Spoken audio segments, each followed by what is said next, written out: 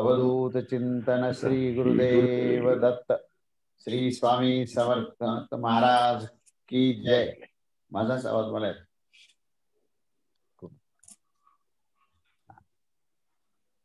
तर मागच्या वेळेस आपण जे काही श्लोक घेतले, चौथा खंड घेतला आणि त्या चौथ्या खंडामध्ये आपण वामदेवाचं जे आत्मनिवेदन आहे ते आत्मनिवेदन पाहिलं. त्या आत्मनिवेदनामध्ये सर्वात महत्वाचं असं होतं की तो ज्यावेळेस आई मातेच्या गर्भामध्ये प्रवेश करतो त्यावेळेस त्या सर्व स्थितीचा त्याला आकलन होतं की तो त्याची जीवात्म्याची स्थिती काय आहे आणि त्याची आत्मस्थिती काय. आत्मभावामध्ये प्रवेश केल्यानंतर तो त्या स्वतःचाच अभ्यास करून तो त्याचं निवेदन करत असतो. एक मिनिट, आवाज माझा घुमतोय, कानात घुमतोय माझाच आवाज मला ऐकू येतोय. हा, आता गेलाय मला, आता गेला. तेव्हा हा मुद्दा सांगत होतो मी की वामदेव एक अत्यंत सिद्ध पुरुष ज्यावेळेस मातेच्या गर्भामध्ये त्यांचा प्रवेश होतो आणि स्थूल देह धारण करण्याची स्थिती ज्यावेळेस त्यांची होते त्याच वेळेस त्यांना हे आकलन होतं की हा प्राप्त होणारा जो देह आहे हा देह म्हणजे आपण नव्हे. त्यांना आपली ही आत्मस्थिती काय आहे, आपलं जे चैतन्य स्वरूप काय आहे आणि आपलं शाश्वत अस्तित्व काय आहे याची पूर्ण जाणीव त्यांना होते.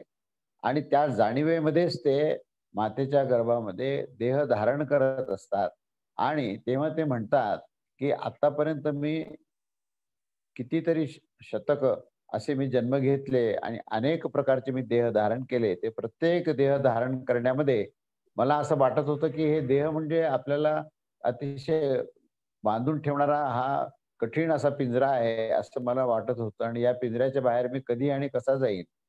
पण ज्या क्षणी त्यांना हे आत्मज्ञान होतं त्या क्षणीच त्यांना हे लक्षात येतं की आपला हा भ्रम होता.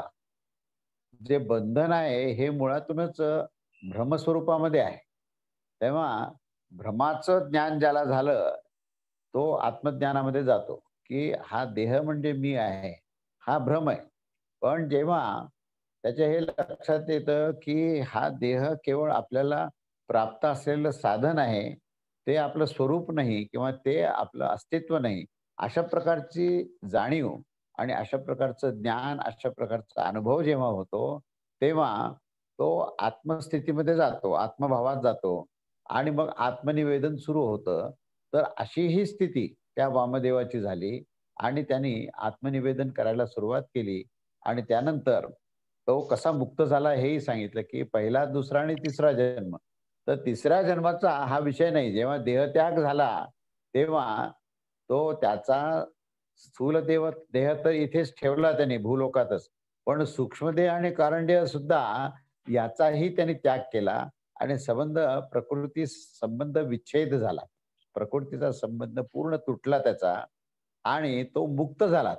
आणि मुक्त झाल्यामुळे त्याला जे काही कारण देहाचे जे ट्रेसेस होते थोडे बहुत, तर ते सर्व भोगून तो संपूर्णपणे परमेश्वराशी एकरूप झाला. अशी ती कथा आपण विस्ताराने मागच्या रविवारी आपण पाहिली. आता आज आपण 5वा खंड म्हणजे हा तिसरा अध्याय जो आहे तो हा तिसरा अध्याय आपण आज घेणार आहोत की ह्या तिसऱ्या अध्यायामध्ये संबंध ऐतरेय उपनिषदाचा निष्कर्ष सांगितलेला आहे की खरं म्हणजे ऐतरेय उपनिषदाचा विषयच मुळातून हा आत्मविद्या ब्रह्मविद्या सांगण्याकरता आहे. ब्रह्मतत्व काय आहे, आत्मस्वरूप काय आहे आणि आत्मस्वरूपामध्ये आपलं शाश्वत अस्तित्व काय आहे, हाच खरा विषय आहे. बाकीच्या या गोष्टी ज्या सांगितल्या या त्याच्या अनुषंगाने सांगितल्या की जो देह मिळतो, पहिला जन्म, दुसरा जन्म, तिसरा जन्म, या ज्या गोष्टी सांगितल्या या कोणाला मिळतात हे देह, तो असा कोण आहे की ज्याला हे देह मिळतात आणि त्याचं अस्तित्व काय आहे, त्याचं शाश्वत अस्तित्व कशा प्रकारचं आहे, हा खरा या पूर्ण ऐतरेय उपनिषदामधला हा मुख्य विषय समजणं आवश्यक आहे. आणि त्याच्याबद्दल कुठलाही भ्रम राहू नये म्हणून आता हा जो तिसरा अध्याय आपण घेत आहोत या तिसऱ्या अध्यायामध्ये हा पूर्ण संबंध ऐतरेय उपनिषदाचं हे तात्पर्य त्यात दिलेलं आहे. त्यामुळे आजचा अध्याय अतिशय महत्वाचा आहे. आणि याच्यामध्ये त्या ऐतरीय म्हणजे ऐतरेय हा ऋषी आहे आणि त्या ऋषींनी सांगितलेलं हे उपनिषद असल्यामुळे आपण ऐतरेय उपनिषद म्हणतो. तर हा जो ऋषी आहे ना, हा ऋषी ह्या ऐतरेय उपनिषदामध्ये काय निष्कर्ष आहे, हे सांगण्याकरता तो स्वतःच प्रश्न विचारतो आणि स्वतःच त्याचं उत्तर देतो. प्रश्नही तोच विचारतो. कारण पुष्कळदा काय होतं, योग्य जिज्ञासा श्रवण करणाऱ्या श्रोत्यामध्ये होईलच असं सांगता येत नाही. कारण अतिशय गोंधळ झाला असेल, तर नेमकं आपण काय विचारावं आणि कुठल्या प्रश्नाने आपल्याला परिपूर्णतेने ज्ञान मिळेल, याच्याबद्दल सुद्धा गोंधळ असतो. म्हणून पुष्कळदा सूत्रकार जसं ब्रह्मसूत्रामध्ये सुद्धा सूत्रकारच स्वतः प्रश्न विचारतात आणि मग त्या प्रश्नाचं विस्ताराने उत्तर देतात. अगदी तसंच आता या तिसऱ्या अध्यायामध्ये हे स्वतः ऐतरेय ऋषीच हे प्रश्न तयार करतात. पण निमित्त करतात, की काही जिज्ञासू लोक एकत्र येऊन याच्यावर हे चर्चा करत होते आणि त्यांच्या मनात काय प्रश्न आला. अशा प्रकारे हा तिसऱ्या अध्यायाची सुरुवात आहे. तेव्हा या तिसऱ्या अध्यायाचा जो पहिला श्लोक आहे, त्या पहिल्या श्लोकामध्ये हे जे मुमुक्षू ब्रह्मजिज्ञासू असे जे लोक आहेत, तर त्यांचं हे ह्या आत्म्याबद्दलचा काय प्रश्न आहे, हे ह्या श्लोकामध्ये विचारलेलं आहे. आणि तो श्लोक असा आहे, की ज्या श्लोकामध्ये आत्मतत्वाचीच पूर्ण जिज्ञासा केलेली आहे. तेव्हा या आत्मतत्वाची जिज्ञासा कशी-कशी केली आहे, हे आपण पाहूया. तर याच्यामध्ये कोयमात्मेति वयमुपास्महे कतरः स आत्मा येन वा पश्यति येन वा शृणोति येन वा गंधाना जिघ्रति येन वा वाचं व्याकरोति येन वा स्वादू च अस्वादू च विजानति. असा हा प्रश्न त्यांनी विचारला आणि त्या प्रश्नातच थोडं बहुत उत्तर दिले आहे, की ह्या संबंध ऐतरेय उपनिषदामध्ये ज्याची आपल्याला उपासना करायची, जी जिज्ञासा ज्या ज्या तत्वाबद्दल आहे, तर ते तत्व काय आहे? ते आत्मतत्व असं सुरुवातीला म्हटलं, की मी एक आत्मा एकटाच होतो आणि त्याच्यानंतर मला मी ईक्षण केलं म्हणजे चिंतन केलं आणि मग माझ्या ह्या अनंत जीवात्म्याला पूर्वकर्माच्या अनुसार भोग प्राप्त करण्याकरता लोकांची निर्मिती केली. हे 4 लोक निर्माण केले, पण हे निर्माण करणारा कोण आहे? तर तो आत्मा आहे आणि तो एकच आत्मा हा अनादी अनंत आहे. तर त्याची सुरुवात कुठे आहे सांगता येत नाही. तर असं आत्मा या शब्दापासून सुरुवात केलेली आहे आणि नंतर पुढे विस्ताराने सांगताना असं सांगितलंय, की अ, जेव्हा ते बाळ मातेच्या गर्भामध्ये तयार होत असतं, तेव्हा असं सांगितलं, की त्याच्या पायाच्या अंगठ्यातून प्राणाचा प्रवेश आहे आणि त्याच्या टाळूतून जे शिरोभागावरून ब्रह्मरंध्र जे असतं, तिथून परमात्म्याचा प्रवेश आहे. असाही पुढे उल्लेख केलेला आहे आणि त्या प्राणतत्वाचा जो काही प्रवेश आहे, त्या प्राणतत्वामुळे संबंध शरीरामध्ये क्रिया होऊ शकली. क्रियेचं कारण ते प्राणतत्व आहे, की ज्याचा प्रवेश हा पायाच्या खालून झालेला आहे. म्हणजे ह्या पायाच्या अंगठ्याच्या अग्रामधून तो झालेला आहे आणि तो संबंध शरीरामध्ये शिरून त्या ठिकाणी एक प्रकारची क्रिया आणि चैतन्य त्यांनी निर्माण केलं, असं सांगितलंय. आणि मग आता पुन्हा प्रश्न परमात्म्याला पडला असंही पुढे सांगितलंय. परमात्म्याला काय प्रश्न पडला, की परमात्म्याला असा प्रश्न पडला, की हे सगळे अज्ञानी आहेत. यांना काय करावं, कसं वागावं काही कळत नाही. तेव्हा याचं नियंत्रण करण्याकरता आता मलाच काहीतरी भूमिका घ्यावी लागेल. म्हणून तो टाळूच्या मधून शिराच्या मध्ये तो पूर्ण ह्या वरच्या भागाला फाडून तिथे छिद्र करून तो मध्ये प्रवेश करतो आणि तो नेत्रामध्ये येतो, कंठामध्ये येतो आणि हृदयात येतो. अशा 3 ठिकाणी जाऊन तो या संबंध शरीराचं नियंत्रण करतो, असंही सांगितलंय. आणि त्याच्याशिवाय असं सांगितलंय, की तो पुरुषाच्या बीजातून तो जेव्हा आधी तर पर्जन्यातून तो येतो.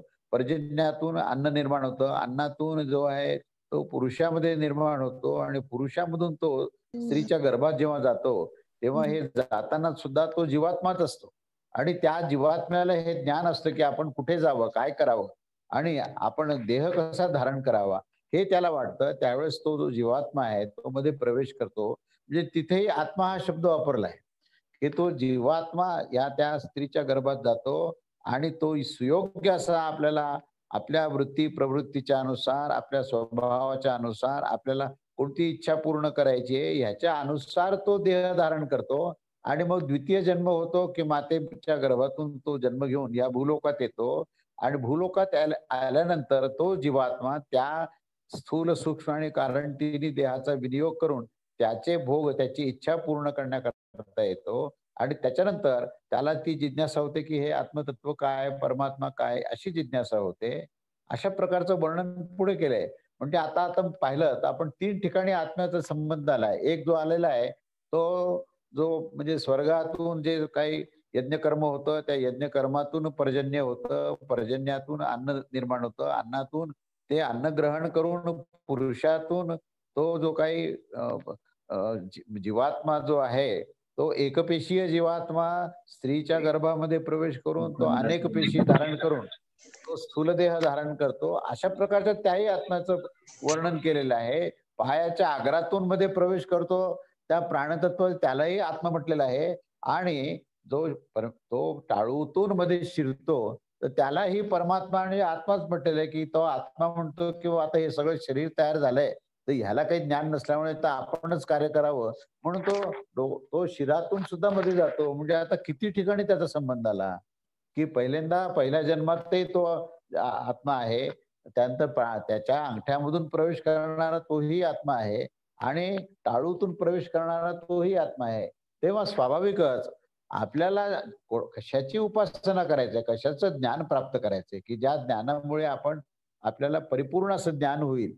तर असं हा तो कोणता आत्मा आहे? असा एक अत्यंत स्वाभाविक प्रश्न या ब्रह्मजिज्ञासू किंवा जे मुमुक्षु आहेत, ज्यांना मोक्ष प्राप्ती करायची, अशा लोकांना हा आत्मा कोण आहे? असा प्रश्न येतो. तेव्हा या श्लोकाचा अर्थ असा आहे, की आम्ही ज्याची उपासना करू इच्छितो, तो आत्मा कोण आहे? असा याचा प्रश्न आहे. त्या प्रश्नाचाच इथे विस्ताराने सांगितलंय, की हा जो आहे, की ज्या आत्म्याबद्दल आम्हाला जिज्ञासा निर्माण झाली आहे, तर तो आत्मा कसा असू शकेल? हे पुन्हा तो स्वतःच्या कल्पनेने सांगतो. म्हणजे प्रश्न विचारून पुन्हा तो स्वतःची कल्पना मांडतो, की अशा त्या आत्म्यापासून प्राणी म्हणजे सर्व जे जीव आहेत, तर हे जीव जे आहेत आपल्या नेत्राने पाहू शकतात.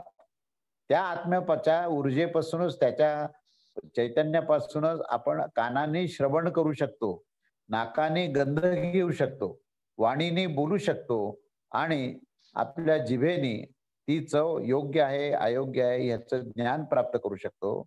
असं श्रुतीने कथन केलेलं आहे. म्हणजे आधीच्या उपनिषदामध्ये असं वर्णन केलेलं आहे, की त्या आत्मतत्वामुळेच आपण सर्व प्रकारच्या आपल्या पंचज्ञानेंद्रिय, पंचकर्मेंद्रियाच्या माध्यमातून जे काही आपण क्रिया करतो आणि जे काही आपल्याला ज्ञान प्राप्त होतं, तर ती क्रिया करण्याकरता असणारी जी ऊर्जा आहे किंवा जी काही अधिष्ठान आहे, जी प्रेरणा देणारं तत्व आहे, तेच ते आत्मतत्व असलं पाहिजे.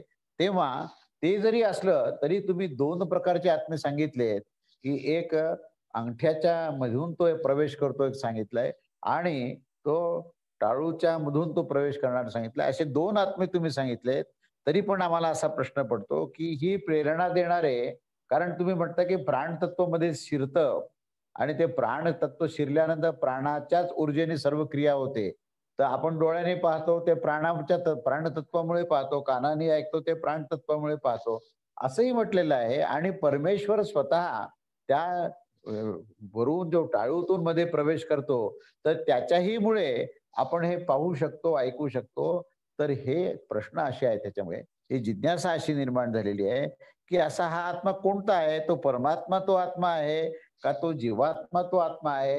का ते प्राणतत्व आत्मा आहे? असा हा प्रश्न असल्यामुळे आणि आम्ही हा आत्मा मूल स्वरूपात कसा आहे, हे समजलं तर आम्ही त्याची उपासना किंवा त्याचं ज्ञान प्राप्त करण्याची दिशा आम्ही घेऊ. अन्यथा आता आपण जे पाहतो, की आता विज्ञान जे आहे, हे कशाचं ज्ञान प्राप्त करतं किंवा वैद्यकीय विज्ञान हे कशाचं ज्ञान प्राप्त करतं, की बुवा शरीरामध्ये ज्या काही संस्था आहेत, त्या संस्थेचा अभ्यास करतात. मग त्याच्यामध्ये अस्थिसंस्था कशा आहेत, मज्जासंस्था कशी आहे, श्वसन संस्था कशी आहे, उत्सर्जन संस्था कशी आहे, पचन संस्था ह्या सर्व संस्थेचा ते अभ्यास करतात आणि ते म्हणतात की मनुष्याचा अभ्यास झाला. म्हणजे आता हा जो अभ्यास आहे, हा अभ्यास खरोखर पूर्ण आहे का? का ह्या सर्व संस्थांना म्हणजे कार्य करण्याकरता प्रेरणा ज्या तत्वातून मिळते, त्या तत्वाचा अभ्यास करणं आवश्यक आहे. हा प्रश्न आहे. म्हणजे उपास्य देवता याचा अर्थ असा, की कोणत्या तत्वाचा परिपूर्णपणे ज्ञान प्राप्त करावी, की जे ज्ञान प्राप्त झाल्यानंतर मनुष्याला संपूर्ण ज्ञान प्राप्त झाले असं म्हणता येईल. केवळ त्या अवयवाचं किंवा त्या क्रियेचा अभ्यास करणं किंवा त्याच्यातला कार्यकारण भाव करणं, हे परिपूर्ण आहे का? तर त्याला असं वाटतं ऋषीला, की हे परिपूर्ण नाहीये. मग परिपूर्ण केव्हा होईल? जेव्हा पूर्ण तत्वाचा अभ्यास होईल, की ज्या पूर्ण तत्वामुळे हे शरीर चालतंय, तर ह्या पूर्ण तत्वाचा ज्यावेळेस आपण अभ्यास करू, की ज्याच्यामुळे कान, नाक, डोळे, जीभ हे सगळं सर्व इंद्रिय जे काही काम करतात, की ज्या तत्वामुळे आपल्याला हे क्रिया होते, त्या तत्वाचा जर आपण अभ्यास केला, म्हणजे त्याला उपास्य देव असं म्हटले, तर आपल्याला पूर्ण ज्ञान होईल. परंतु ते तत्व कोणतं आहे हेच आम्हाला माहिती नाही. त्याचा अभ्यास करायचा हे निश्चित आहे. पण कोणत्या? प्राणतत्वाचा अभ्यास करायचा? जीवात्म्याचा अभ्यास करायचा? का परमेश्वराचा अभ्यास करायचा? परमात्म्याचा अभ्यास करायचा? हा इथे मूलभूत प्रश्न आहे. त्यामुळे ह्या प्रश्नावरच विवेचन, की असं हे दिलेलं आहे, की हे जे काही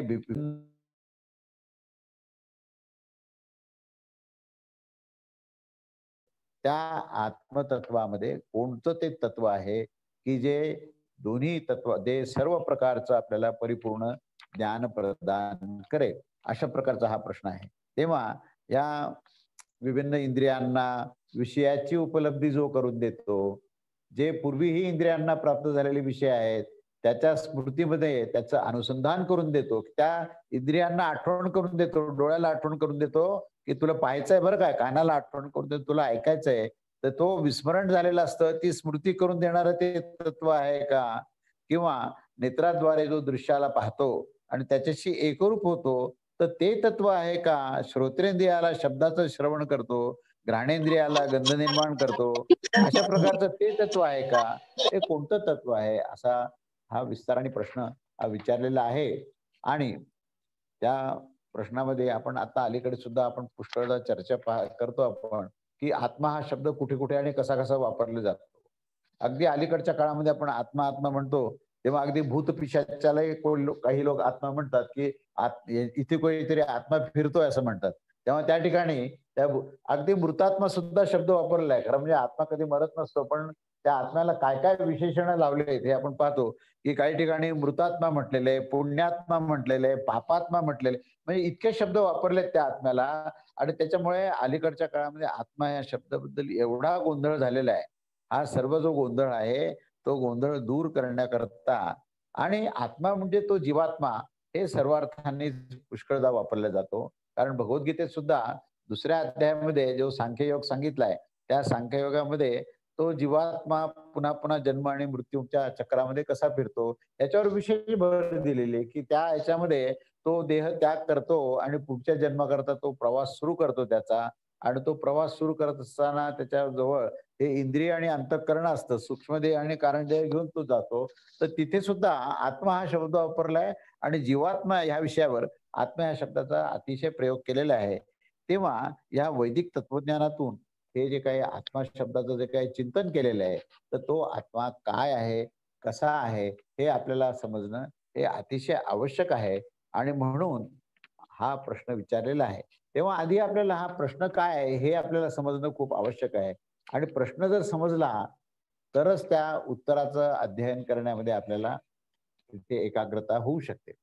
म्हणून आता ह्याचं जे काही उत्तर आहे, हे उत्तर त्यांनी दुसऱ्या आणि तिसऱ्या श्लोकामध्ये सांगितलं आहे.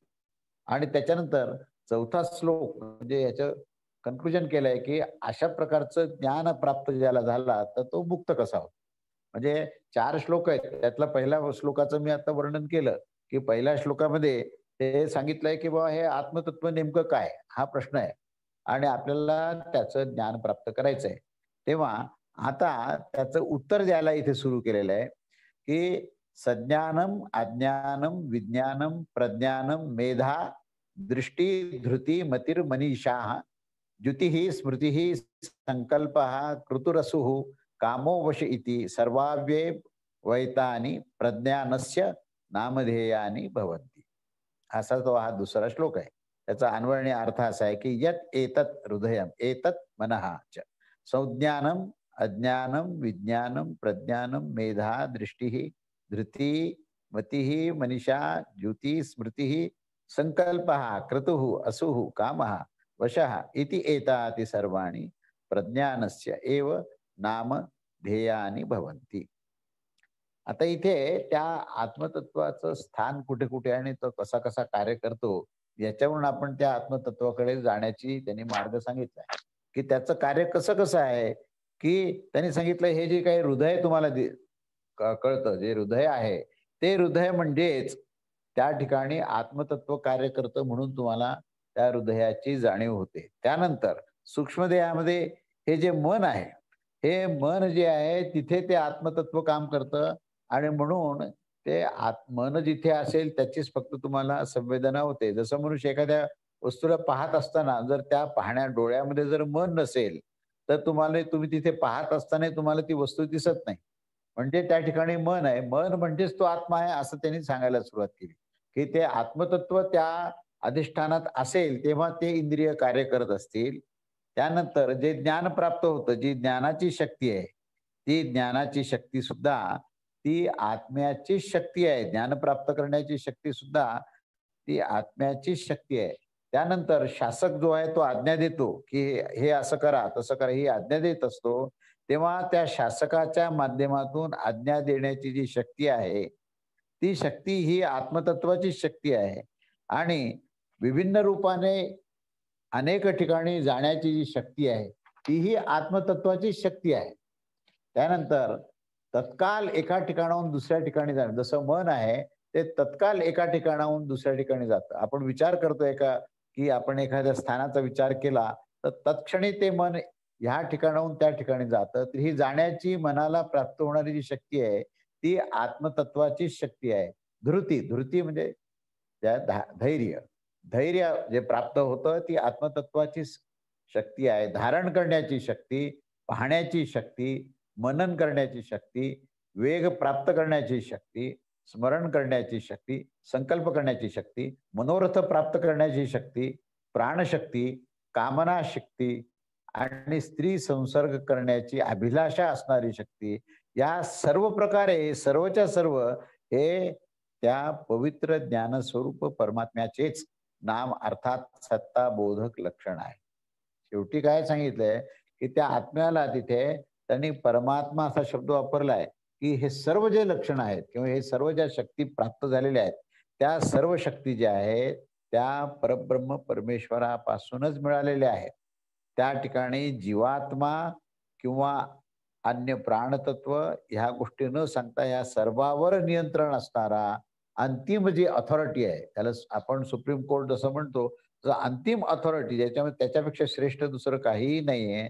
तर असा जो परमात्मा आहे, अशा या परमात्म्यामध्ये ही सर्व करण्याची क्षमता आहे. कारण आपण सुरुवातीलाच पाहिलं की तो जो परमात्मा आहे तो एकटाच होता आणि त्यांनी ईक्षण केलं, त्यांनी चिंतन केलं, त्यांनी विचार केला आणि त्यांनी या विराट पुरुषाला निर्माण केलं. पण ते तसा विचार करत असताना त्या परमात्म्याला अवयव नव्हते, इंद्रिय नव्हते, मनबुद्धी चित्त अहंकार नव्हतं. तर त्याच्यामध्ये ही सर्व क्षमता आधीच होती. त्याच्यामध्ये हे कुठल्याही अवयव इंद्रिय नसताना किंवा अंतःकरण नसताना, कुठल्याही इच्छा नसताना सुद्धा ती क्षमता होती. ती क्षमता त्या परमात्म्यामध्ये आधीपासूनच होती. आणि मग तीच क्षमता जेव्हा हे देह धारण करणारा मनुष्य आहे, तर त्या मनुष्याला जे इंद्रिय प्राप्त झाले, जे अवयव प्राप्त झाले, त्या अवयवामध्ये ती परमात्म्याची शक्ती आलेली आहे. म्हणजे दुसरा कुठला त्याला जीवात्मा किंवा अजून कुठल्या आत्म्याचे जे काही उपाधी असतात, ते उपाधी त्या ठिकाणी नाहीये. तर तो संपूर्णपणे निरुपाधिक आहे. तो संपूर्णपणे प्रकृतीपासून भिन्न आहे. प्रकृतीचा संबंध त्याचा काहीही नाहीये आणि त्याच्यामध्ये सगळी क्षमता आहे हे समजणं आवश्यक आहे. अशी सर्व क्षमता असणारा जो परमात्मा आहे, त्या परमात्म्यामध्ये विचार करण्याची क्षमता आहे, चिंतन करण्याची क्षमता आहे आणि जेवढे म्हणून काही इंद्रिय आहेत, अंतःकरण आहे, त्या सर्व अंतःकरणात आणि इंद्रियामध्ये कार्य करण्याची क्षमता आहे.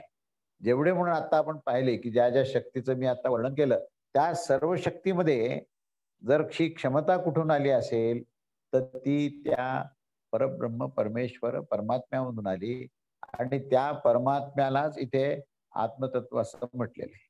कारण आता इथे थोडंसं आपल्याला विस्ताराने पाहणं आवश्यक आहे, की हे विविध शब्द का वापरले आणि शेवटी जर त्याच्यामध्ये एक परमात्मा जर असेल, तर मग आपण जीवात्मा हाही शब्द वापरला आपण.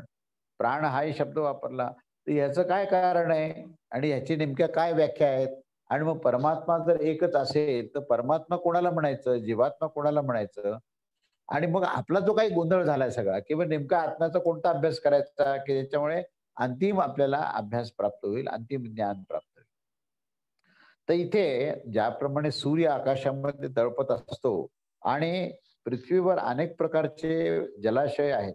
त्या जलाशयामध्ये त्या सूर्याचं प्रतिबिंब पाडल्यानंतर ते प्रतिबिंब जर थंड पाण्यात पडत असेल, तर तो सूर्य थंड लागेल. उष्ण पाण्यात पडत असेल, तर तो उष्ण लागेल.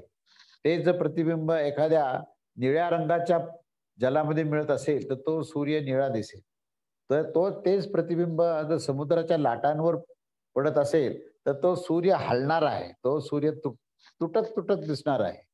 म्हणजे आपल्याला एक सूर्य ज्याच्यामध्ये कुठलीच उपाधी नाही, ते बिंब आहे. पण त्या बिंबाचं ज्यावेळेस अनेक प्रकारचं प्रतिबिंब आपण पाहतो, तेव्हा त्या प्रतिबिंबाला लक्षण असे असतात, की ज्या प्रकृतीला त्यांनी धारण केलंय, त्या प्रकृतीचे लक्षणे त्याच्यात दिसतात. म्हणजे विभिन्न जलाशयामध्ये दिसणारे जे प्रतिबिंब, ज्याच्यामध्ये जी भिन्नता आहे, ती भिन्नता ते सूर्यामध्ये नाहीये, तर त्या प्रकृतीमध्ये आहे. तसं त्या परमात्मा ज्यावेळेस तो विभिन्न देह धारण करतो, असं आपल्याला वाटतं. धारण करतो ही वस्तुस्थिती नाहीये. पण अशी आपली कल्पना होते आणि मग त्या जीवात्म्यामध्ये जे चैतन्य आहे, ते चैतन्य कसं दिसतं, की त्या स्वभावाच्या माध्यमातून दिसतं. तो जो स्वभाव असतो ना, तो स्वभाव कसा आहे? त्रिगुणात्मक स्वभाव आहे. आणि त्या स्वभावामध्ये काही लोक तमोगुण प्रधान आहेत, काही रजोगुण प्रधान आहेत, काही सत्वगुण प्रधान आहेत आणि आपण म्हणतो, की हा मनुष्य सात्विक आहे, हा मनुष्य राजस आहे, हा मनुष्य तमोगुण प्रधान आहे. वस्तुतः त्या ठिकाणी जे अस्तित्व आहे ते परमात्म्याचंच आहे. पण प्रतिबिंब त्या प्रकृतीमध्ये पडल्यामुळे त्या प्रतिबिंबाच्या अनुसार आपण त्या परमात्म्याचं आकलन करतो. आपलं आकलन जे आहे त्या प्रकृतीच्या अनुसार आकलन आहे आपलं आणि म्हणून आपण त्याला ते नाव देतो आणि मग हे जे आकलन आहे आणि हे त्या प्रकृतीचा जो प्रभाव त्या चैतन्यावर होतो, तर त्या प्रभावालाच जीवात्मा असा शब्द वापरला. तेव्हा जीवात्मा जीव हा भाव आहे. ही एक तुम्हाला असलेली त्याच्याबद्दलचं आकलन आहे. कसा काय भाव आहे? जीवाचा भाव काय आहे? तर तो विशिष्ट देहाला धारण करतो. तो धरता म्हणून त्याच्यामध्ये धातृत्व भाव आहे. त्याने धारण केलं. धारण केल्यामुळे त्या परमात्म्याने अनेक प्रकारचे देह धारण केले अशी कल्पना आहे. असं तुम्हाला वाटलं आणि त्या देहाच्या अनुसार तुम्ही त्या जीवाला पाहायला सुरुवात केली. तो जीवभाव त्याच्यात आला. त्यानंतर त्याने मन, बुद्धी, चित्त, अहंकारालाही धारण केलं. ते पूर्ण तिन्ही देहाला धारण केलं. तो दातृत्व भाव आहे. नंतर त्या जीवभावातूनच ज्यावेळेस त्याने ते धारण केलं, तेव्हा त्याला असं वाटलं, की हा देह म्हणजे मी आहे किंवा माझा आहे. त्यामुळे मी आणि माझं त्या जीवभावामुळे निर्माण झालं आणि म्हणून त्या ठिकाणी अहंभाव निर्माण झाला, अहंकार निर्माण झाला. हा अहंकार म्हणजेच जीवभाव आहे आणि मग त्या देहामध्ये आसक्त झाल्यामुळे त्याच्यामध्ये देहभाव निर्माण झाला आणि मग मी करता आणि देहामध्ये मी भोगता अशा रीतीने कर्तृत्व भाव आणि भोक्तृत्व भाव हे दोन भाव झाल्यामुळे जीवाला हे असे लक्षण आले की धातृत्व भाव झाला, कर्तृत्व भाव झाला आणि भोक्तृत्व भाव झाला. म्हणजे तो पहिल्यांदा त्यांनी धारण केले तिन्ही देह. धारण करून तो स्वतःला आपलं एक वेगळं अस्तित्व आहे असं समजायला लागला. तो जीवभाव आहे आणि त्याच्यानंतर ज्यावेळेस तो त्या क प्रत्येक कर्माचा भोग ज्यावेळेस प्राप्त करतो, तेव्हा त्या भोगामध्ये त्याला असं वाटायला लागलं, की मला सुख मिळालं, मला दुःख मिळालं. वस्तुतः परमेश्वराला ना सुख आहे ना दुःख आहे. दोन्हीमध्ये साम्य स्थिती आहे त्याची. कारण त्याचा त्या प्रकृतीचा संबंध नाहीये. पण जोपर्यंत मनुष्याचा अहंकार आहे, जोपर्यंत जीवभाव आहे, जोपर्यंत देहभाव आहे, तोपर्यंत तो सुखी आहे आणि दुःखी आहे. म्हणून त्या भोगाची प्राप्ती करणारा, भोक्तृत्व भावाने असणारा तो जीव आहे. म्हणून त्या जीवाला धारण, त्या आत्मतत्वाचं प्रतिबिंब त्या जीवात पडलं. म्हणून तो जीवात्मा झाला आणि अशा विविध पद्धतीचा तो जीवात्मा आहे. विविध प्रकारचे देह त्याला कर्माच्या परिणामामुळे प्राप्त झालेले आहेत. म्हणून ते जीवात्मे कसे आहेत, तर ते लहानशा जंतूपासून ते मनुष्यापर्यंत हे सर्व प्रकारचे त्या ठिकाणी जीवात्मे तुम्हाला दिसतील. पण तिथे खरं चैतन्य जे आहे ते केवळ परमात्म्याचं आहे. त्या ठिकाणी खऱ्या अर्थाने वेगळा जीवात्मा ह्याचं जे आहे हे अस्तित्व तुम्ही जे समजता, तर तो एक केवळ भास आहे. म्हणजे या ठिकाणी जे प्रकृती किंवा जे जडतत्व आहे, त्या जडतत्वाला त्या चैतन्याने धारण केलं ही मुळातून कल्पना आहे. ही आपली धारणा आहे. ती धारणा म्हणजेच जीव आहे. तर त्या कल्पनेला आपण घट्ट पकडून ठेवलं आणि मग अहंकार झाला आणि देहभाव झाला. तर ही कल्पना दूर व्हावी म्हणून हे विवेचन आहे. ही कल्पना झाली. मुळातून परमात्मा जो आहे ह्या सगळ्यापासून अलग असून तो सगळ्यांना ऊर्जा देणार आहे, सगळ्यांना सांभाळणार आहे. तर ती ऊर्जा तो देतो आणि म्हणून हे सगळं कार्य चालू असतं. हे ज्यावेळेस कळेल त्यावेळेस तुम्ही काय म्हणाल, की मी करता नव्हे, करता जो आहे तो परमात्मा परमात्म्याच्या ऊर्जेने हे सगळं होतंय. मी काही करत नाही. म्हणजे त्या ठिकाणी तुम्ही निरहंकारी व्हाल. ज्यावेळेस तुम्हाला असं लक्षात येईल, की हा देह म्हणजे एक प्रकृतीचा भाग आहे. ह्या समष्टीमध्ये संबंध प्रकृती या ब्रह्मांडामध्ये प्रकृती काम करत असते. त्याचाच एक अंशात्मक आविष्कार हा देह आहे. परंतु ह्या देहाला माझा देह किंवा मी देह आहे असं समजणं हे अज्ञान आहे. कारण सर्वत्र केवळ परमात्म्याचं अस्तित्व आहे. बाकी सगळं अस्तित्वाचा आभास आहे. आहे असं वाटतं पण नसतं. ते दिसतं परंतु नसतं. पण खरोखर काय आहे तर तो परमात्मा आहे. खरं अस्तित्व काय असेल तर परमेश्वराचं अस्तित्व आहे. हे समजण्याकरता तुम्हाला तो जीवात्मा आणि परमात्मा ही संकल्पना तिथे सांगण्याचा प्रयत्न केलाय. तेव्हा जीवात्म्यामध्ये तो धातृत्व भाव, कर्तृत्व भाव, भोक्तृत्व भाव आणि तो स्वतःला ज्ञान प्राप्त झालं म्हणून ज्ञातृत्व भाव असे 4 भाव त्याच्यामध्ये टाकलेत. या 4 भावाने तो जीवात्मा झाला, तो जीवभाव निर्माण झाला. त्याच्यामुळे अहंकार निर्माण झाला. त्याच्यामुळे देहभाव निर्माण झाला आणि त्याच्यामुळे कर्ता तो झाला आणि भोगता झाला आणि कर्ता आणि भोगत्यामुळे ते कर्माचा संचय करून तो अनेक जन्म धारण करत गेला आणि जन्म-मृत्यूच्या चक्रात भ्रमण करत गेला. तेव्हा या भ्रमणातून मुक्त होण्यासाठी तुम्हाला खरोखर कोणाचं अस्तित्व हे कळणं आवश्यक आहे. तुम्हाला जोपर्यंत निरपेक्ष अस्तित्व कोणाचं हे जर कळालंच नाही, तर तुमचं भ्रमण चालू राहील. अजून तुम्हाला इच्छा निर्माण होतील, अजून भोग प्राप्त व्हावेत, असं तुम्हाला वाटेल.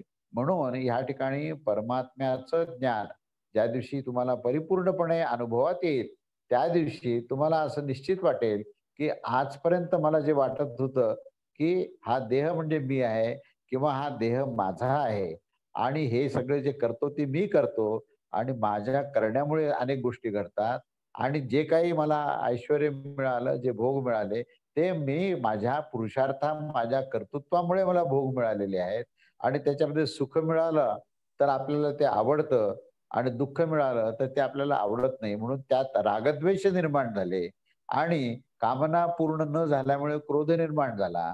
म्हणून कामक्रोध, रागद्वेष, दंभ, त्यानंतर मोह अशा प्रकारचे अनेक विकार जे निर्माण झाले ते या अज्ञानातून विकार निर्माण झाले. तर या अज्ञानाचं निराकरण व्हावं हा या उपनिषदाचा उद्देश आहे आणि म्हणून त्यांनी उपास्य देवता काय आहे हे सांगायला सुरुवात केली, की उपास्य देवता हा जीवात्मा नाही किंवा अन्य कोणत्याही प्रकारचं आत्म्याच्या ज्या उपाधी लावलेल्या आहेत, त्या उपाधीसहित असलेल्या आत्म्यातला उपासना करणं योग्य नाही. तर जो निरुपाधिक आहे, जो सर्व या विकारापासून दूर आहे, निर्विकार आहे, पवित्र आहे, शुद्ध आहे, असा जो परमात्मा आहे, तोच उपास्य देवता आहे आणि त्याचंच खरं अस्तित्व आहे, असं हे उत्तर द्यायला सुरुवात केली. म्हणजे जो प्रश्न होता, त्या प्रश्नाचं उत्तर आता या दुसऱ्या श्लोकापासून त्यांनी द्यायला सुरुवात केली आहे आणि खूप विस्ताराने सांगितलं सगळं, की ही सर्व शक्ती जी आहे ती परमेश्वरापासूनच प्राप्त होते आणि म्हणून या सर्वांचा रचना करणारा, या सर्वांचा संचालक, संरक्षण करणारा, हा सर्व व्यापक ज्याची सर्वत्र सत्ता आहे, असा हा केवळ तो परमात्मा आहे आणि म्हणून या परमात्म्याचीच उपासना करा, असं इथून सांगायला सुरुवात केली. त्यानंतर पुढे तिसऱ्या श्लोकामध्ये असं म्हटलेलं आहे, विस्ताराने मोठा आहे श्लोक हा. एष ब्रह्मैष इंद्र एष प्रजापतिरेते सर्वे देवा इमानी च पंचमहाभूतानि पृथ्वी वायुर आकाश आपो ज्योतिर तेनी मानिच क्षुद्र मिश्राणीव बीजानितराणी चेतराणी चांडजानी च जारुजानी च स्वेदजानी च चोद्भिजानी च चाश्वागावः पुरुषा हस्तिनो यत्किंचेदं प्राणी जंगम च पतत्रि च यंच स्थावरं सर्वं तत्प्रज्ञाने तृतम् प्रज्ञाने प्रतिष्ठिं प्रज्ञानेत्रोलोकः प्रज्ञा प्रतिष्ठा प्रज्ञानं ब्रह्म. याचा आता मी अन्वय सांगून अर्थ सांगतो. पहिल्यांदा शब्दशः अर्थ की एष ब्रह्मा एषः इंद्रः एषः प्रजापती एते सर्वे देवाः इमानी पृथ्वी वायुः आकाश आपः ज्योतिषी इति एतानि पंचमहाभूतानि च इमानि क्षुद्रमिश्राणि इव बीजानि च इतराणि च अंडजानि च जारुजानि च स्वेदजानि च उद्भिजानि च इदं यत् पतत्रि च जंगमं च स्थावरं च प्राणी तत्सर्वं प्रज्ञानेत्रं प्रज्ञाने हि प्रतिष्ठितं है लोकः प्रज्ञानेत्रः प्रज्ञा प्रतिष्ठा प्रज्ञानं ब्रह्म. आता इथे सिद्धांत सांगितला, म्हणजे ह्या पूर्ण ऐतरेय उपनिषदामध्ये ज्याला महावाक्य म्हणता येईल अशा प्रकारे हा सिद्धांत या ठिकाणी ह्या प्रश्नाचं उत्तर देताना मूलभूत सिद्धांत सांगितला आहे की हा जो परमात्मा आहे हा परमात्मा कसा आहे, तर त्याला अनेक प्रकारे अनेक पद्धतीने त्याचा उल्लेख अनेक ग्रंथामध्ये अनेक उपनिषदामध्ये अनेक ठिकाणी त्याला त्याचा उल्लेख विविध नावाने केलेला आहे. हे सुरुवातीला सांगितलं. कसं म्हटलं की हा जो ब्रह्मा आहे तो हा परमात्माच आहे. हाच परमात्मा इंद्र आहे, हाच परमात्मा प्रजापती आहे, हा समस्त देवदेवतामध्ये तोच परमात्मा आहे. एवढंच नव्हे तर पंचमहाभूतामध्ये पृथ्वी वायू आकाश जल तेज अशा प्रकारे हे जे पंचमहाभूत आहेत त्यामध्ये सुद्धा बीजरूपाने तो परमात्माच आहे. तसेच समस्त प्राण्यामध्ये त्याच्यापासून भिन्न दुसरा असा कोणताही नाही. 4 प्रकारचे जे अंड्यापासून उत्पन्न होणारे, गर्भापासून उत्पन्न होणारे, घामापासून उत्पन्न होणारे आणि जमीन दुभंगून उत्पन्न होणारे असे सर्व जे काही जीव आहेत त्या सर्व जीवामध्ये खरं अस्तित्व त्या परमात्म्याचंच आहे.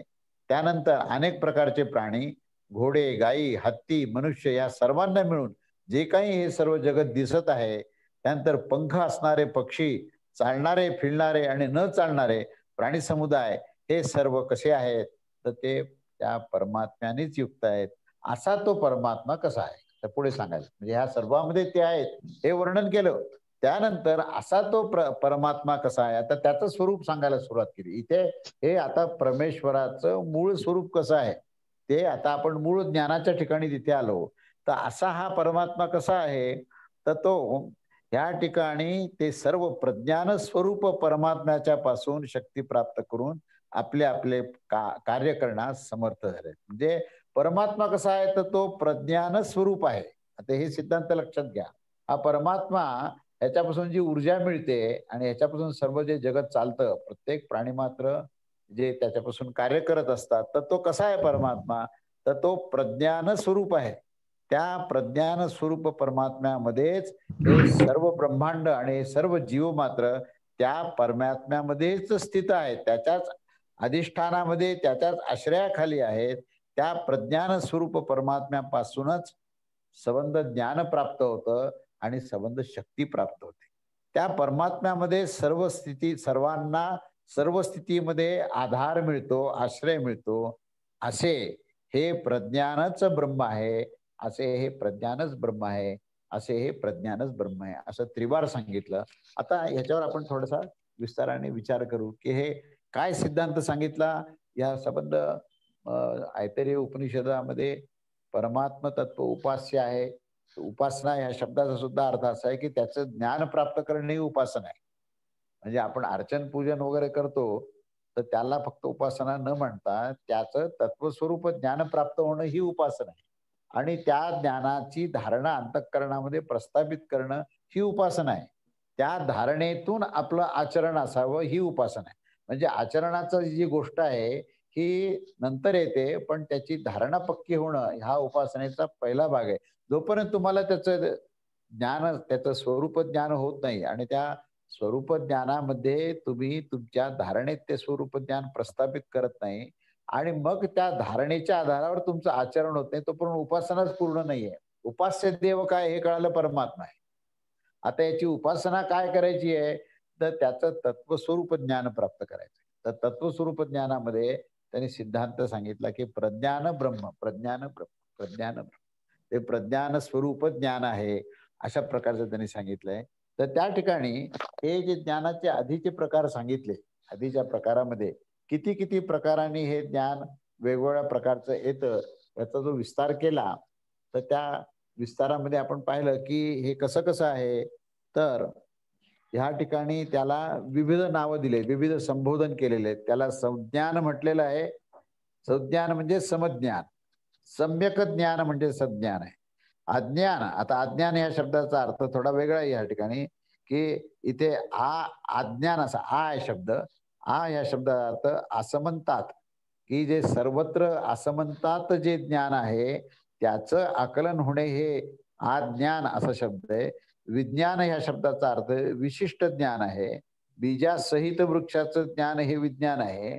त्याला विशेष ज्ञान म्हटलंय, कारण त्या निर्विकार आत्म्याने ज्यावेळेस ब्रह्मांडामध्ये आपलं एक विशेष विशेष असे रूप धारण केले, त्याच्यामध्ये विभूतीचा अध्याय जसा भगवद्गीतेत दिलाय त्या प्रकारे विशेष प्रकारे त्याला जेव्हा आपण पाहण्याचा प्रयत्न करतो, तेव्हा त्या विशेषामध्ये अविशेष आत्मा जो आहे तो आपल्याला आकलन झाला की तो विज्ञान आहे.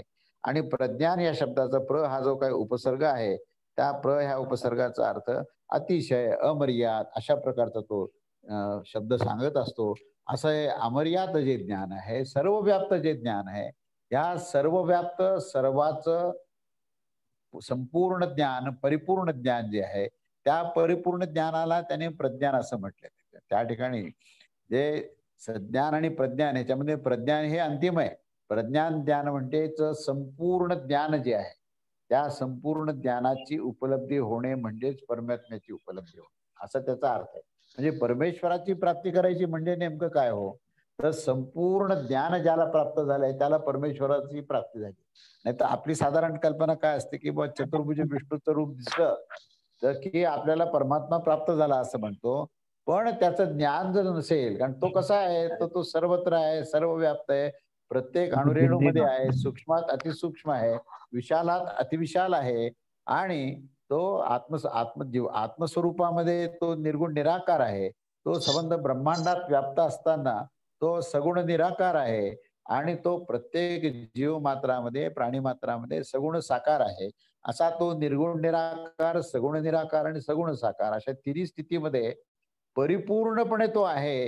ह्याचं संपूर्ण ज्ञान होणं म्हणजे परमात्म्याची प्राप्ती. म्हणून हे जोपर्यंत तुम्हाला समजत नाही ना, तोपर्यंत तुमची उपासना पूर्ण होणार नाही. या ठिकाणी उपासनेची दिशा दिलेली आहे आणि संपूर्ण ज्ञानाची पण व्याख्या केलेली आहे. तेव्हा ही संपूर्ण ज्ञानाकरताच प्रज्ञान हा शब्द वापरलाय. असा ते प्रज्ञान जो तत्व आहे, ते प्रज्ञान तत्वच परब्रह्म परमात्मा आहे. त्यानंतर त्या ठिकाणी मेधा हा शब्द वापरला आहे, की या ठिकाणी ह्या जीवानी जे धारण केलेलं ज्ञान आहे, त्या धारणामध्ये जी बुद्धी आहे, ती बुद्धीलाच मेधा असं म्हटलेलं आहे. त्यानंतर तिथे धृती हा शब्द वापरला, की ज्याच्यामध्ये ही धृती म्हणजे धैर्य. त्याच्यातून चिकाटीने जो मनुष्य एखाद्या खंबीरपणे एखाद्या गोष्टीला तो धारण करतो आणि ध्येयापासून न डळता तो आपला कार्य करत असतो, तत्वापासून तो दूर होत नाही, त्या अशा वृत्तीला धृती असं म्हटलंय. मती म्हटलेलं आहे. मती म्हणजे मनन करणे, मनन करण्याची विचारशक्ती आहे. मनीषा म्हटलेलं आहे त्याला, मनातील इच्छा. ज्युती म्हटलंय त्याला, वेग म्हटलं आहे. तर अशा प्रकारे हे विविध शब्द त्याला वापरलेत त्या परमात्म्याला. पण त्याचा मूळ अर्थ जो आहे तो शेवटी सांगितलं, की इतके जरी सगळे शब्द वापरलेले असले तरी शेवटी त्याने त्याचा निष्कर्ष केला, की प्रज्ञान ब्रह्म आहे. प्रज्ञानच ब्रह्म आहे. प्रज्ञानच ब्रह्म आहे असं सांगताना त्याचा निष्कर्ष असा आहे, की तो ज्ञानस्वरूप आहे. परमात्म्याचं वैशिष्ट्य काय असेल, इथे असं वर्णन केलेलं आहे, की परमात्म्याचं जे काही अनेक शब्दांनी म्हणजे इंद्र, प्रजापती, ब्रह्मा विष्णू, महेश्वर असे सगळे शब्द वापरले, पण सगळ्यात शेवटी सांगितलं की हे सगळे जरी शब्द वापरलेले असले तरी त्याचा मतितार्थ असा आहे की तो संपूर्ण ज्ञानस्वरूप आहे. केवलम ज्ञानमूर्ती हे वर्णन केलं. ब्रह्मानंदम परमसुखदम केवलम ज्ञानमूर्ती. तर केवलम जो ज्ञानमूर्ती आहे तोच परमात्मा आहे. म्हणून परमेश्वराचं मूळ स्वरूप काय असेल तर तो प्रज्ञान स्वरूप आहे आणि म्हणूनच प्रज्ञान प्राप्ती करणे हेच परमात्म्याची उपासना आहे. अशा प्रकारे हा शेवटी निर्णय दिलेला आहे. म्हणून या ठिकाणी आपल्याला प्रज्ञान म्हणजे काय आणि प्रज्ञानाचं नेमकं स्वरूप काय आहे. म्हणून आपण गुरूंना परमेश्वराच्या स्थानापाशी नेतो आणि गुरु म्हणजेच परमेश्वर आहे, असं आपण म्हणण्याचं कारण काय? की तिथे परमात्म्याचं लक्षण असं आहे, की त्या गुरुमध्ये ज्ञानस्वरूपता आहे. तो गुरुच आपल्याला ज्ञान देतो आणि त्या ज्ञानानेच आपली मुक्ती होते. कारण मोक्ष प्राप्त करायचे असेल, तर दुसरा कोणताही उपाय नाहीये, तर ती संपूर्ण ज्ञान प्राप्त झाल्याशिवाय मोक्ष मिळत नाही. आणि मोक्ष म्हणजे काय? तर ब्रह्मस्वरूपता आहे. त्या परमेश्वराशी एकरूपता होणं हाच मोक्ष आहे. म्हणजे या सर्व प्रकृतीमधली आसक्ती दूर होणे, पूर्ण कामना दूर होणे आणि त्या परमेश्वराशी एकरूपता मिळणे म्हणजेच काय? तर तो ज्ञानस्वरूप होणे. म्हणजे आत्मतत्व सुद्धा काय आहे? तर आत्मतत्वमध्ये सुद्धा ही ज्ञानस्वरूपताच म्हटली आहे आणि तेच आत्मतत्व निरुपाधिक झालं, की तोच परमात्मा आहे. म्हणजे कोणत्याही बाजूने आपण विचार केला, तर शेवटी निष्कर्ष असा येतो, की तो परब्रह्म परमात्मा जो आहे, तो संपूर्ण ज्ञानस्वरूप आहे आणि ते ज्ञान प्राप्त झालं, तर मनुष्य जो आहे पूर्ण संपूर्ण मुक्त होतो. म्हणून मुक्तीची दिशा देणारा हे संबंध तत्वज्ञान आहे आणि आपल्याला जे काही वरवर ज्ञान प्राप्त होतं, आपण पंचज्ञानेंद्रियातून ज्ञान घेत असतो, तर त्या ज्ञानेंद्रियामध्ये वरवर ज्ञान मिळत असतं आपल्याला. वरचे वर फक्त दिसणारं दृश्य आहे त्याचं ज्ञान घेतो. पण त्या दृश्यामध्ये अदृश्य तत्व काय? त्या व्यक्त होणाऱ्या प्रत्येक गोष्टीच्या अधिष्ठानामध्ये परिपूर्णपणे अव्यक्त तत्व काय? दिसणारा मनुष्य आहे, पण त्या मनुष्यामध्ये तो परमात्मा कसा आहे? याचं आकलन होणं म्हणजे प्रज्ञान आहे. म्हणजे असं आकलन होतानाच तुम्ही परमेश्वराची उपासना करता. म्हणून या ठिकाणी वारंवार प्रज्ञान ब्रह्म असं म्हटलेलं आहे. आणि नंतर हे सगळं सांगून या म्हणजे आत्मा काय आहे याचं उत्तर त्यांनी दुसऱ्या आणि तिसऱ्या श्लोकात सांगून तो आत्मा म्हणजेच परमात्मा आहे आणि तो परमात्मा म्हणजेच प्रज्ञान आहे. तर प्रज्ञानम ब्रह्म अशा प्रकारचं विधान केलं आणि त्याच्यानंतर आता हा शेवटचा श्लोक असा आहे, की स एतेन प्रज्ञेनात्मन आस्मान लोकादु अत्क्रम्यान पक्षीन् स्वर्गे लोके सर्वान् कामनात् अमृतः समभवन समभवत सह आस्मात् स अस्मत् लोकात् उत्क्रम्य अमुष्मिन् स्वर्गे लोके एतेन प्रज्ञेन आत्मना सर्वान् कामान् अमृतः समभवत समभव. तो महात्मा या कोणता महात्मा की ज्याला हे ज्ञान प्राप्त झालं, ज्याला हे प्रज्ञान परमात्मा प्राप्त झालेलं आहे, ज्याला संपूर्ण ज्ञान प्राप्त झालंय त्याला महात्मा म्हटलेलं आहे, की त्याला सह हा शब्द वापरला आहे.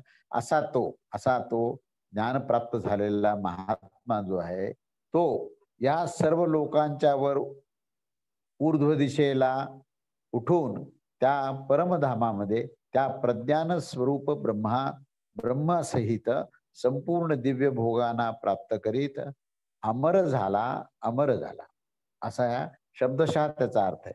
आता याचा अर्थ असा आहे की जो प्रज्ञान स्वरूप झाला, ज्याला प्रज्ञान प्रज्ञान ब्रह्म या तत्वाचं परिपूर्ण आकलनच नव्हे तर तो अनुभव आला. अनुभव सिद्ध झाल्यानंतर त्या क्षणीच तो खरं म्हणजे मुक्त झाला. पण जोपर्यंत देह आहेत तोपर्यंत त्या देहाला अनुलक्षून काहीतरी भोग आहेत. मग ते उत्तम असतील किंवा कर्माच्या अनुसार असतील. पण ज्यावेळेस तिथे ज्ञानप्राप्ती झाली त्याच क्षणी त्या देहाला धारण करत असतानाच तो हा मुक्त झाला असल्यामुळे केवळ त्या देहाच्या कर्माचा भोग भोगत तो ऊर्ध्वगतीला जातो. पुन्हा अधोगतीला पुन्हा या भूलोकात येण्याचा त्याचा विषय राहत नाही. म्हणून त्या प्रज्ञान प्राप्त झालेला जो महात्मा आहे तो ऊर्ध्व गतीने जातो. पहिल्यांदा तो अंतरिक्षात जातो, अंतरिक्षातून तो स्वर्गलोकात जातो आणि स्वर्गलोकामध्ये पुढे महरलोकात जातो. जनलोकात जातो, असं करीत शेवटी सत्यलोकात जातो आणि त्या सत्यलोकामधले जे दिव्य भोग आहेत ते प्राप्त करून आपल्या देहाचं निरसन करत असतो. म्हणजे हे भोग प्राप्त करण्याचा उद्देश काय आहे, की त्याला जसं पापाचं क्षालन आणि पुण्याचं क्षालन हे नरकामध्ये आणि स्वर्गात होत असतं. आता इथे नरक आणि स्वर्गाचा याचा विषय नाहीये. तर उरलेले जे देह आहेत, म्हणजे सूक्ष्मदेह आणि कारणदेह. सूक्ष्मदेहाचं निरसन जे आहे, ते ह्या स्वर्गलोकामध्ये होतं, कारण इच्छा सगळ्या संपलेल्या आहेत आणि कारणदेहामध्ये इच्छेचा समुच्चय ह्या उरलेल्या सर्व लोकांमध्ये दिव्य भोग प्राप्त करत ती स्वच्छता होती. ही स्वच्छ होण्याची प्रक्रिया आहे. स्वच्छ काय कशाला करायचंय? तर सूक्ष्मदेह आणि कारणदेहाला स्वच्छ करायचं. बाकी स्थूल देह तर इथे आपण सोडून जातोच. पण सूक्ष्मदेह आणि कारणदेह सहसा सुटत नाही. पुन्हा पुन्हा जन्म घ्यायला तो भाग पाडतो. परंतु ह्या सर्व दोन्हीही देहाचं पुढे क्षालन होतं, निराकरण होतं आणि तो संपूर्ण मुक्त आणि निरुपाधिक होतो. ज्या क्षणी तो निरुपाधिक होतो, त्याच क्षणी तो परमेश्वराशी एकरूप झालेला असतो. असा हा जो महात्मा आहे, हा पूर्णपणे परमेश्वराशी एकरूप होऊन तो अमर होतो, अमर होतो. असा शेवटी 2 शब्द सांगितलाय. म्हणजे त्याला पुन्हा मृत्यू प्राप्त होण्याचा प्रश्न येत नाही. सर्व मृत्यू ज्या कारणाने होतो, त्याचाच मृत्यू झालेला असतो. मृत्यूचाच मृत्यू झाल्यानंतर तो अमर होतो. ज्या कारणाने त्याला पुन्हा जन्म घ्यावा लागतो आणि पुन्हा एकदा त्याला मृत्यू स्वीकारावा लागतो, ते सर्व जे कारण आहेत, ते कारण म्हणजे सूक्ष्म देह आणि कारण देह हे दोन्ही देहाचं निराकरण झालं, की तिथे मृत्यूचं कारण राहत नाही. मृत्यूचा मृत्यू होतो. ते निराकरण होणे म्हणजेच मृत्यूचा मृत्यू आहे आणि मृत्यूचा मृत्यू झाल्यानंतर स्वाभाविकपणे तो जो आहे तो परमेश्वराशी एकरूप होऊन तो अमर होतो, अमर होतो असं या शेवटच्या श्लोकामध्ये याचा निष्कर्ष सांगितला आहे. तेव्हा या ऐतरेय उपनिषदाचा आपण निष्कर्ष पाहिला, की ऐतरेय उपनिषदाचं मुख्य प्रयोजन जे आहे, आपलं स्वरूप काय आहे, परमात्मा जो आहे हा तत्वस्वरूप कसा आहे आणि त्या परमात्म्याला प्राप्त करण्याकरता आपल्याला काय करावं लागेल, कोणत्या कोणत्या उपासनेला जावं लागेल याची दिशा दिली आहे आणि ज्ञानाशिवाय पर्याय नाहीये. तेव्हा हे प्रज्ञान आपल्याला प्राप्त करायचं आहे आणि ते सद्गुरूच्या मुखातून ते वारंवार ज्ञान प्राप्त करून आपल्याला संपूर्ण भ्रम आणि अज्ञान याचा त्याग करून आपल्याला ज्ञानस्वरूप व्हायचंय आणि या ज्ञानस्वरूपातूनच आपल्याला अमरतत्व प्राप्त करायचं आहे असा हा निष्कर्ष आहे. तेव्हा या निष्कर्षासहित आजचा ऐतरेय उपनिषद आज संपलेला आहे. पुढच्या रविवारी आपण तैत्तिरीय उपनिषदाची सुरुवात करूया. अवधूत चिंतन श्री गुरुदेव दत्त. श्री स्वामी समर्थ महाराज की जय.